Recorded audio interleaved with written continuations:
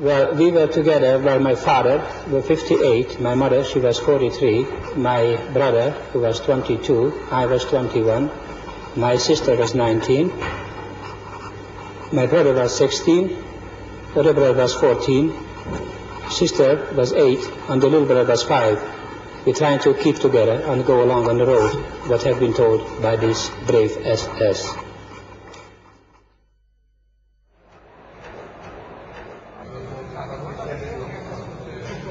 The trial of Adolf Eichmann began in the spring of 1961. During the Holocaust, Eichmann had been an SS lieutenant colonel. He was directly responsible for the deportation of most of the Jews of Western, Central and Southern Europe to their deaths in camps located in Eastern Europe.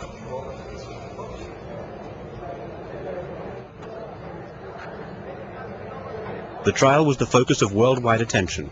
It was a dramatic story, an SS officer accused of the murder of Jews defending his life in a courtroom in the capital of the Jewish state.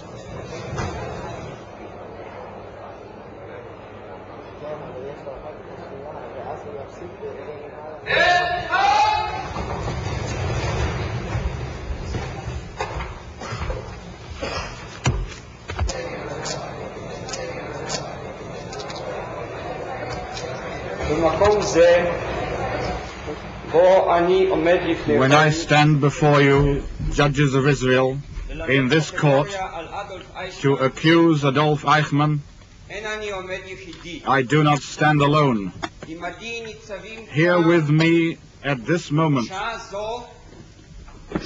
stand 6 million prosecutors, but alas, they cannot rise to level the finger of accusation in the direction of the glass dock and cry out, "J'accuse," against the man who sits there, because their ashes have been piled up in the mounds of Auschwitz and the fields of Treblinka, or spilled into the rivers of Poland, and their graves are scattered throughout the length and breadth of Europe. Their blood cries to heaven, but their voice cannot be heard.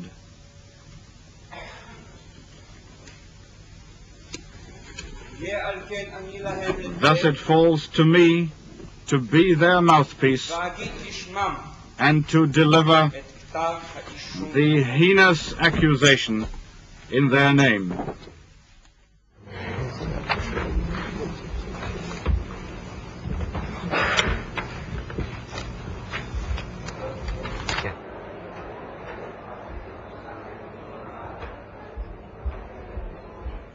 And we knew something awful would happen. At that moment, a number of Germans entered our house. One of them stood at the entrance, blocked the entrance. The others scattered in the rooms and began searching and began driving out people who were not yet in hiding. Whoever would pass through the entrance would absorb a blow from a rubber baton on his head, and he would fall down right there. When I saw that, I wanted to avoid being beaten this way. I ducked, and I jumped out, and I managed not to receive this blow.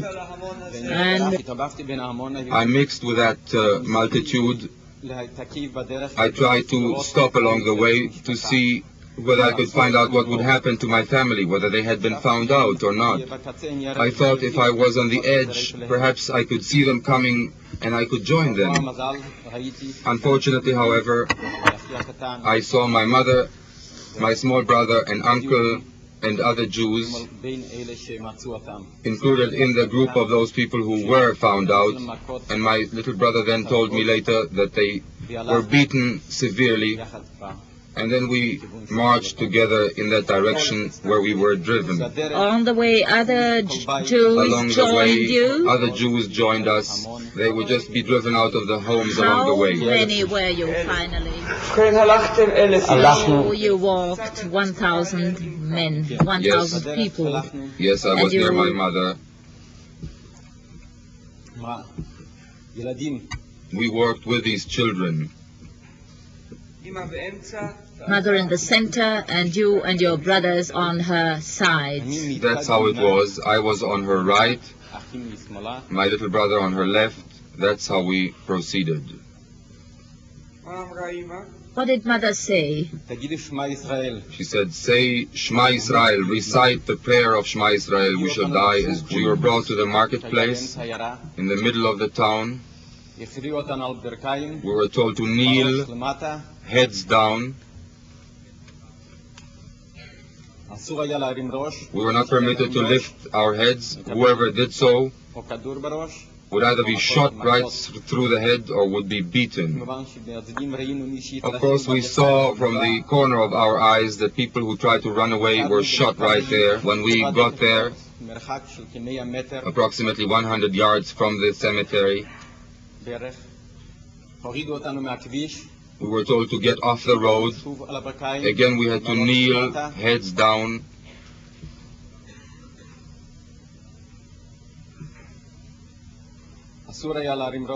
We were not permitted to lift, raise our heads or look aside. We only heard shots from the sides.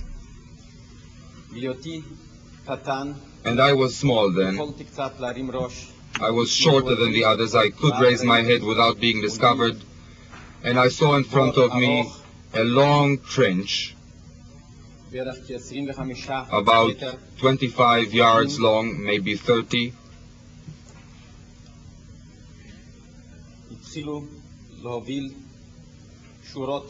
They began leading us row after row, group after group.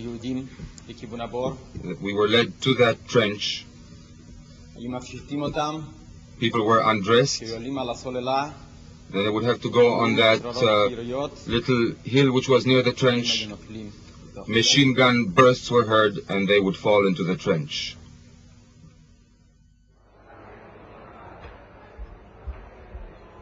So that people were given one kind of certificate so that they could register the wife and 2 children. How did a man receive such a certificate? Not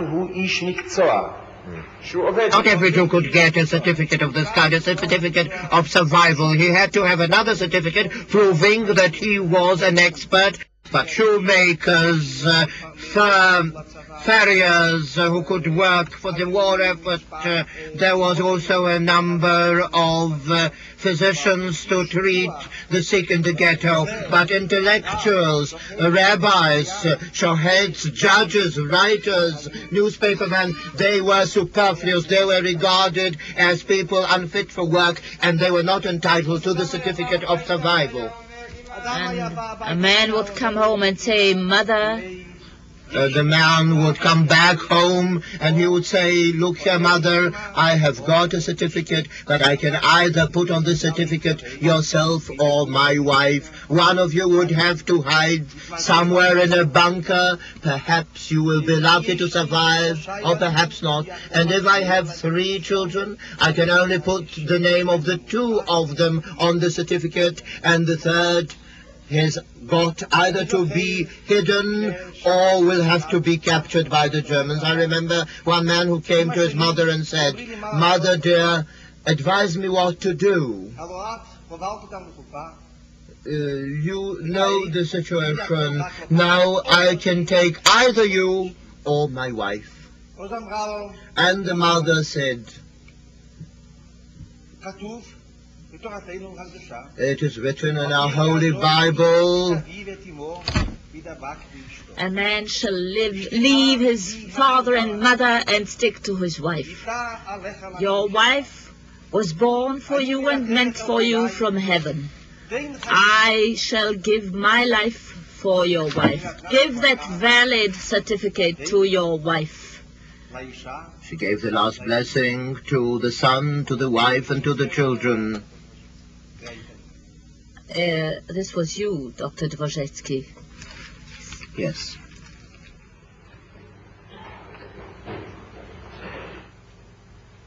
On the night of the 15th of July, Gens, the commander of the municipal police, sent his representative and wanted us to come urgently for consultation. He called Itzik Wittenberg to come there urgently. He called Abrasha Chvoynik, a woman named Chwaina Borovska, and myself. We were summoned. We were told that the meeting must be at a certain hour, but then it was postponed until 10 o'clock that night. We got to the office of the police commander. First he spoke about transfers, but we felt something in the air. And out of this feeling, an internal feeling which we had posted guards near all main buildings earlier. And now, after a few minutes of conversation, which was rather meaningless, a side door opened in that office, of Genz's office, and there appeared SS men with loaded submachine guns. Now, we were ordered to get up, and they asked, "Who is Wittenberg?" No one answered. So Genz pointed to Wittenberg and said, "This is Wittenberg." He was bound and was taken out. We were dazed. We told Genz, "You are a base traitor. We shall see you." And he said, "I am not to blame. One of your men was captured by the Gestapo. He gave Wittenberg's name, and I must turn him over.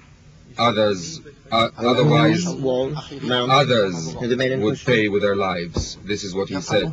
We left the office, and he was led away by the Gestapo to the gate of the ghetto. It was not very far. The distance was a few hundred meters or less. Our sentries, our scouts saw what had happened. They immediately alerted other fighters. They stormed and charged the Gestapo men. There was an exchange of fire, and they escaped. We had Wittenberg with us. It was difficult to release him from the fetters, but something happened which no one could have imagined. The Germans did not enter the ghetto, but they told Genz that unless by 3 o'clock that night Wittenberg is not brought and turned over to them, they are going to raise the ghetto. Genz immediately called all the ghetto together. He alerted the policemen, the brigadiers. He had this mass meeting out there.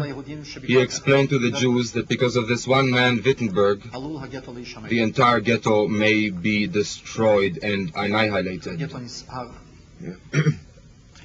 There was excitement. At first people wouldn't believe it. The hour of 3 o'clock passed. It was extended. When we saw what was happening, we printed a leaflet, a proclamation to all the Jews. I myself composed it, and I know it was not the truth which I said then. I knew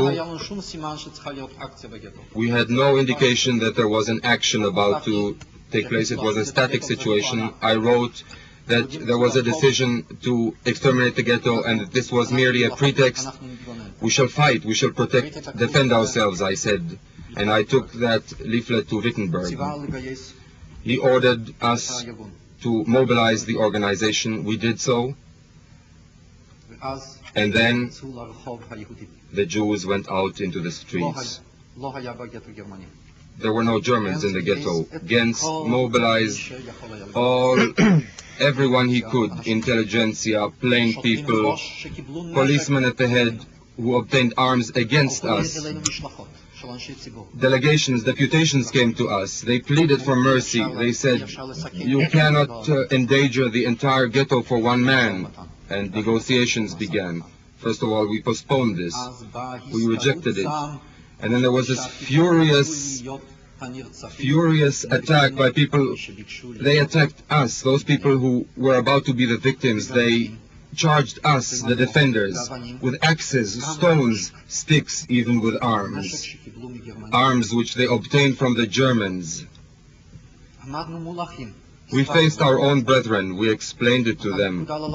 We gave orders to our fighters not to use arms, not even knives. Our people tore out their own hair. They were bleeding in the streets when they tried to tear apart this illusion that it was not because of one man. It became clear later that Kozlovsky indeed had informed and had betrayed the name. But this did not matter to us then. We could not give up our commander and turn him over, and then the negotiations began. Well, we hid Wittenberg. We said he was no longer in the ghetto. He had escaped. And there's another young woman who is in the courtroom now. She took him dressed in the guise of a woman. He was dressed as a woman from street to street. We ourselves, his friends in the headquarters, did not wish to know where he was in order not to be placed in temptation. But then we were faced with a choice. To open fire for the first time against the future victims, our brethren, all that we had built up for years is about to collapse. Because this happened, because we could be reduced to such terrible insanity, the victims could be reduced to that insanity because of begging for 1 hour of life. One perhaps cannot understand this. Now, towards morning, we reached Wittenberg's hideout, we, the members of the headquarters, his colleagues. We were dumb. We were dumbfounded. We were confused. Another attempt was made a moment before that by someone. Someone told Gens that another person will turn himself over. There was a volunteer for that, to take Wittenberg's place. He rejected that. When they besieged us, the entire ghetto besieged us around our headquarters, and it was all we could do to get to Wittenberg, to this attic where he was. The revolver was there on the table. He wanted to commit suicide. No, he did not do that. And then he asked us, do you wish me to turn myself over? We did not reply. And I told him, look, there are Jews in the streets. We shall have to fight them in order to get at the enemy. Perhaps the others will stand there and laugh derisively. That is the situation. Give an order and we shall fight. Are you prepared to give that order? No. He was not prepared to give that order. He was a great man.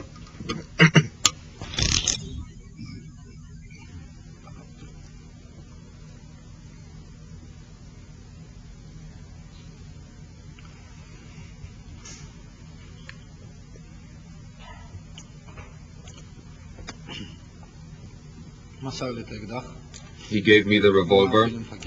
He appointed me as commander. He went out into the street.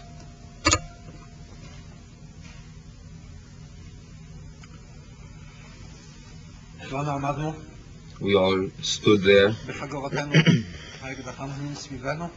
The masses surrounding us, and they told us in the street, here he went to the ghetto gate to turn himself over to the Gestapo. Yes, he was tortured and he died.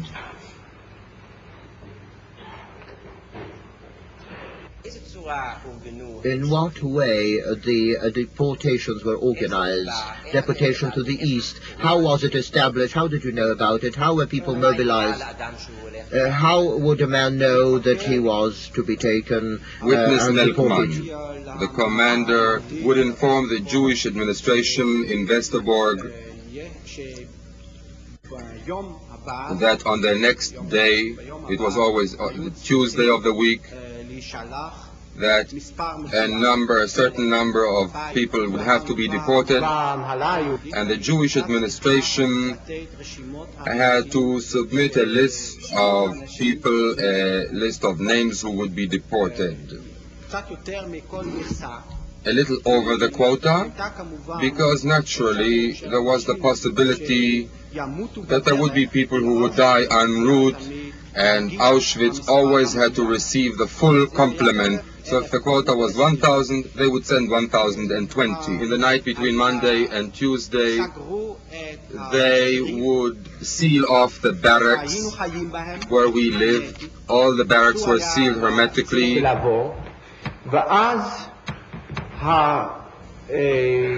And then the barrack elder would call out the name of the doomed people. It was an alphabetical list. Sometime there was another additional alphabetical list, and I must say that of all the horrible things I have witnessed later, horrible tortures and all that, the strongest impression which I have retained, and this is the same with others, was that night between Monday and Tuesday, 3 a.m. in the middle of the night, when there was deadly silence and darkness, and the names would be read out, as though a death sentence would be read out every night to the doomed people. Sometimes you yourself might be included, and if not you yourself, then your relatives, friends, acquaintances. Every week this recurred, a certain number of death sentences in that hour, and that created a devastating impression on all of us. We still retain a sensitivity for Tuesday to this very day. We still remember this as the day of the death sentence to Dutch Jews. Est-ce que tous ces enfants, Monsieur Veller, connaissaient leur propre nom? Did they know their family names? All of the children? Small children of 2, 3, or 4 years of age who did not know their names. Children, when they arrived to our camp from Bois-la-Roland and Petit-de-Bouillet, already spent 2 or 3 weeks being neglected and uncared for. They were in torn clothes and dirty. There were buttons missing. A shoe would be missing, and the child would be wearing only one shoe. Their bodies were covered with wounds. They had diarrhea. Then, from the first day of their arrival to our camp, we organized 4 teams of women. I headed those teams to take care of the children, to clean the children, but they had no soap, no clean underwear, and they would do what they could with their clean pocket handkerchiefs. The women themselves were deportees and were about to be removed from our camp.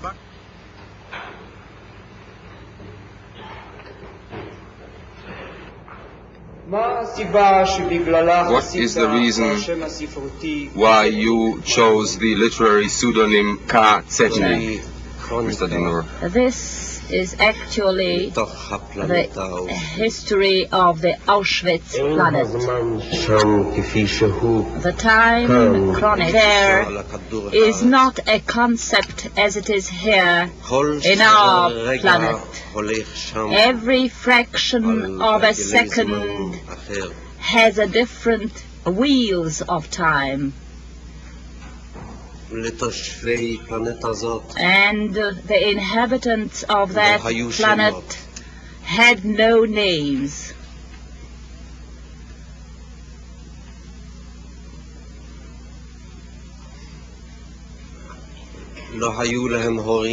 They had no parents, and they had no children.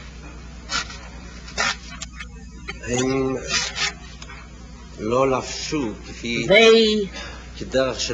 were not clothed as we are clothed here. They were not born there, and they did not conceive there. They breathed and lived according to different laws of nature. They did not live according to the laws of this world of ours, and they did not die.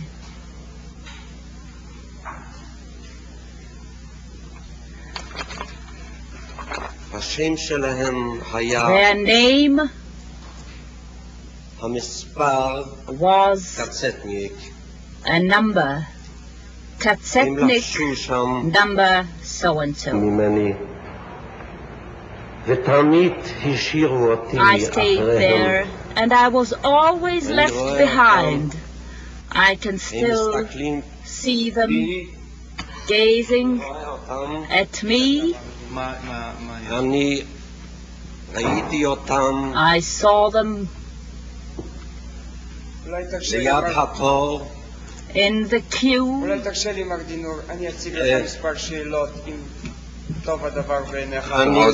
Could I perhaps, Mr. Dinur, put a few questions to you if you will consent? President of Court, Mr. Dinur, please listen to Mr. Hausner and to me. Check it.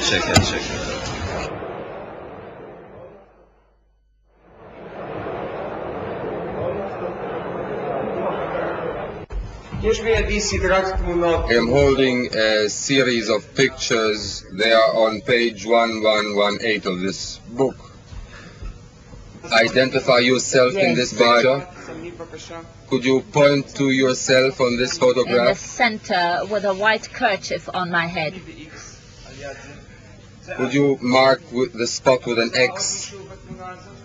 Can you identify anyone else? Yes, my sisters.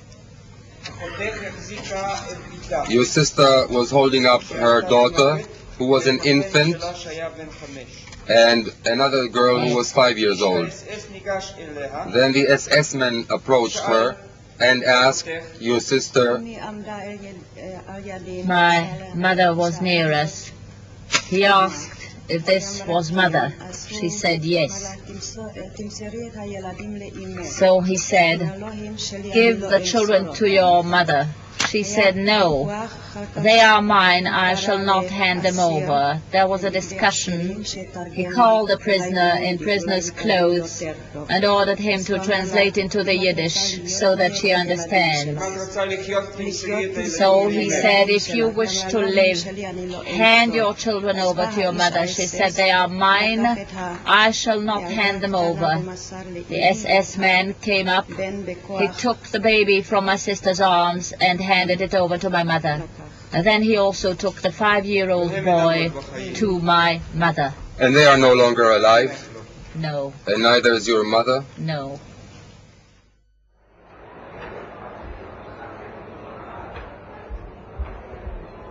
Because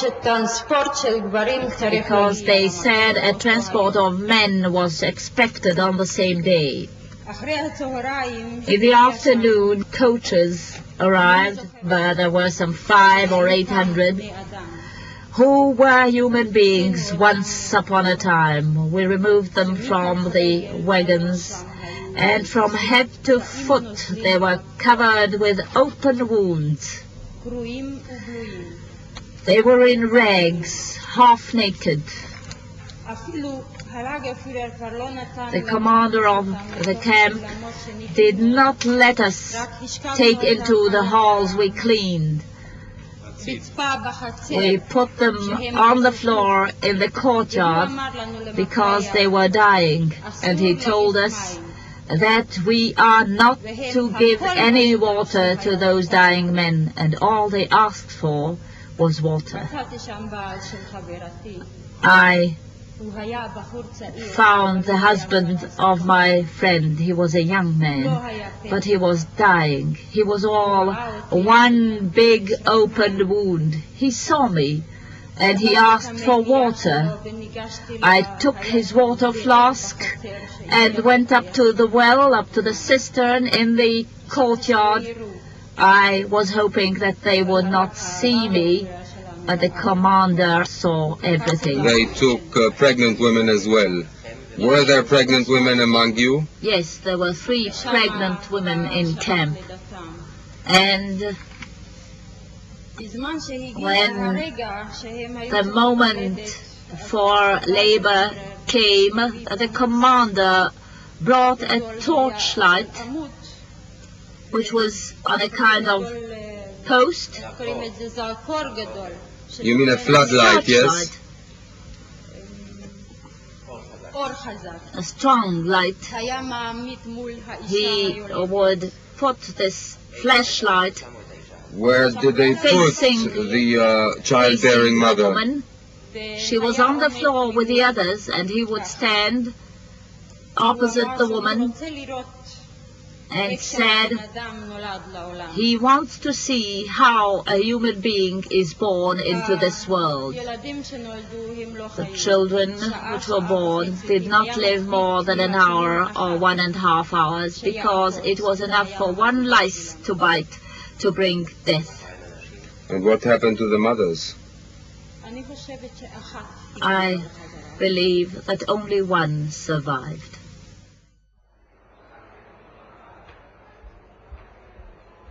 Wer hat das Fenster aufgemacht? Noch einmal. Und dann, ohne eine Antwort abzuwarten, nimmt er seine Pistole und hat den, der am Fenster saß, der das Fenster aufgemacht hat, dem hat er eine Kugel durch den Kopf geschossen. Und dem daneben saß, der gar nichts damit zu tun hatte, eine Kugel durch den Hals. Es war... Entschuldigen Sie. Ja. Ich wollte mich verbessern. Ich saß mit dem Rücken zum SS-Mann, mit dem Gesicht zur Fahrtrichtung. Und die beiden, die erschossen wurden, das heißt, einer war sofort tot und der andere, der hat noch vielleicht, ich weiß nicht, 12 Stunden, 15 Stunden gelebt. Und wir durften ihm keine Hilfe bringen, wir durften gar nichts machen. Der eine, der war tot, nicht, und der hat mit seinen groß erstaunt aufgerissenen leeren Augen saß der da, und wir mussten ihn festbinden, dass er nicht vorne überkippt. Und der andere, der nebendran saß, der noch 15 Stunden, vielleicht 12 Stunden, 15 Stunden bis spät in der Nacht gewimmert hat und hat aus dem Hals geblutet. Es war ein Arzt bei uns im Waggon, aber der SS-Mann hat verboten, dass man ihm Hilfe bringen durfte. Wir durften gar nichts machen, bis er tot war. Und dann haben wir ihn ebenfalls festgebunden, damit er nicht vornüberfällt.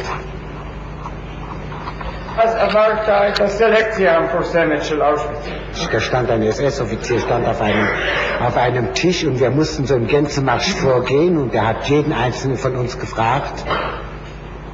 Beruf, Alter. Vor mir war ein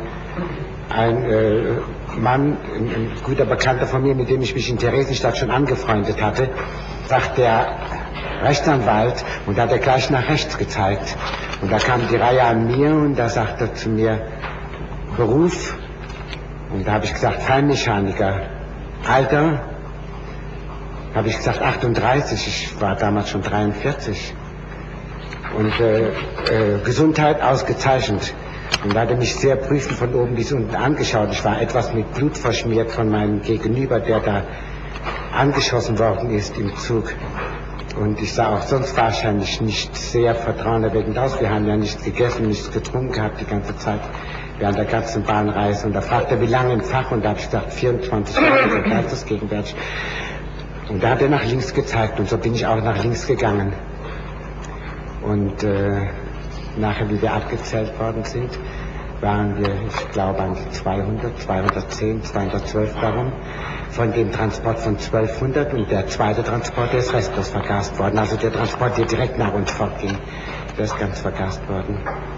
Der tschechische Jude wurde aufgehängt, und zwar nicht auf eine Art, wie man sonst aufgehängt wird, dass man auf eine Kiste gestellt wurde und das wird dann weggestoßen, sondern er wurde aufgezogen. Es war ein sehr qualvoller Tod. Und dann kam die Reihe an mich, und wie ich schon einen Strick um den Hals hatte, sagte der Lagerführer oder der Interimslagerführer, sagte, das ist ja der nur die eine Kartoffel hatte. Und da sagte der andere SS-Mann, ja, sagte auch, da hängt den 2 Stunden mit den Händen auf. Ich glaube, in dem Moment wäre es mir sehr viel lieber gewesen, wenn ich richtig aufgehängt worden wäre. Die Hände wurden mir auf dem Rücken zusammengebunden, und ich wurde so aufgezogen. Die Natur, die ist Gott sei Dank sehr viel barmherziger wie die Menschen. Ich habe sofort nach diesem ungeheuren Schmerz sofort die Besinnung verloren Und ich weiß nicht, wie lange es schien. 1 Minute, 2 Minuten, 5 Minuten, 8 Tage, ich habe keine Ahnung. Ich glaube nicht, dass ich sehr lange dort hing. Ich bin wieder wach geworden, wie ich schon auf dem Fußboden in der Maschinenhalle wieder lag. Und ein Arzt, der bei uns im Transport war, der hat versucht mit aller Gewalt meine Arme, die waren ja ausgekugelt, um die wieder einzukugeln. Und ich habe dann die ganze Nacht durch Kompressen bekommen, kalte Kompressen bekommen. Am nächsten Tag musste ich selbstverständlich genauso wie vorher weiterarbeiten. Die SS war abmarschiert, das wussten wir mit fast allen Häftlingen. Es waren noch ziemlich einige Häftlinge da, dieser Baracke, in jener Baracke, das habe ich erst später, nachher habe ich das gemerkt. In unserer Baracke waren vielleicht 10, 15 Häftlinge noch, die auch nicht mitmarschiert sind oder die zurückgeblieben sind. Und dann auf einmal, ich kann mir vorstellen, dass es früh am Nachmittag war, wir haben wie Tote geschlafen. Da ist einer von draußen reingestürzt und hat gerufen, rasch, rasch, eilt euch, die SS kommt zurück. Und vor lauter Aufregung, vor lauter Erregung habe ich keine Schmerzen mehr gehabt und ich habe die beiden Freunde, wir sind alle aufgesprungen und ich habe die 2 Freunde, die neben mir waren, die habe ich mit rübergezogen. Gegenüber war die Latrine und wir haben uns dort in der Latrine versteckt.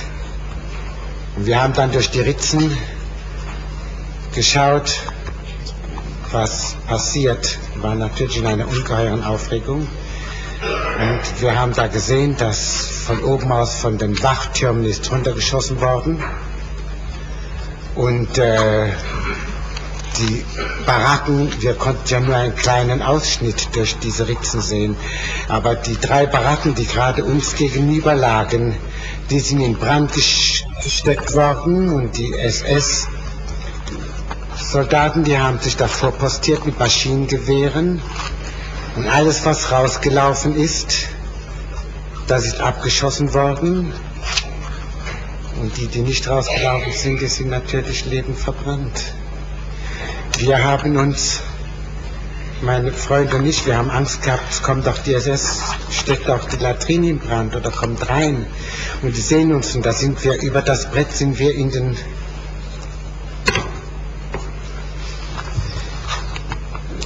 da runtergesprungen. Und ich glaube, das war das Schlimmste von der ganzen KZ-Zeit. Da sinkt man so ganz langsam ab und man weiß nicht, wie tief geht es, wo bleibt man stehen. Und wie dann ungefähr so tief in dem Kot stand, habe ich festen Boden unter den Füßen gespürt. Und der Geruch von der verbrannten Wolle, von dem Knistern vom Holz, von den angeschossenen und nicht Toten, die aus den Baracken gelaufen sind.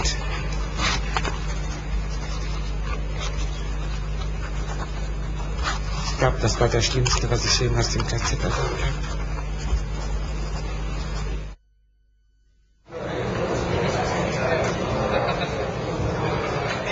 The most important aspect of the testimonies given was the questions they raised regarding the most basic human traits: love of one's fellow man, compassion, self-sacrifice, the preservation of humanity amid disaster.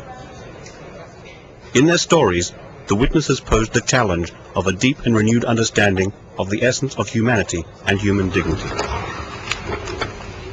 Ich habe erklärt, ein Offizier hat einen Fahneneid geleistet. Wenn dieser Fahneneid gebrochen wird, ist dieser Mann ein Lump. Genauso wie ich auf dem Standpunkt stehe.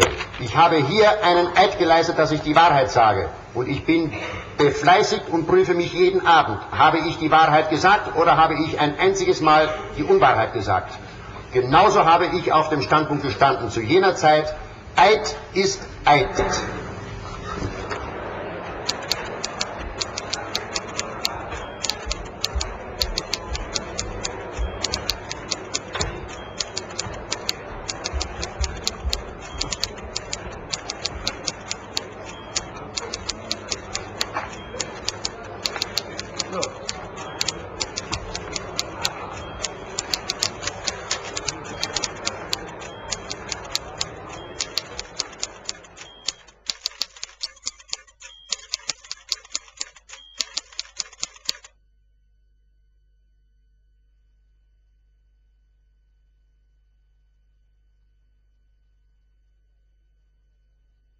Well, we were together. Well, my father was 58, my mother, she was 43, my brother, who was 22, I was 21, my sister was 19, my brother was 16, other brother was 14, sister was 8, and the little brother was 5. We're trying to keep together and go along on the road, what had been told by this brave SS.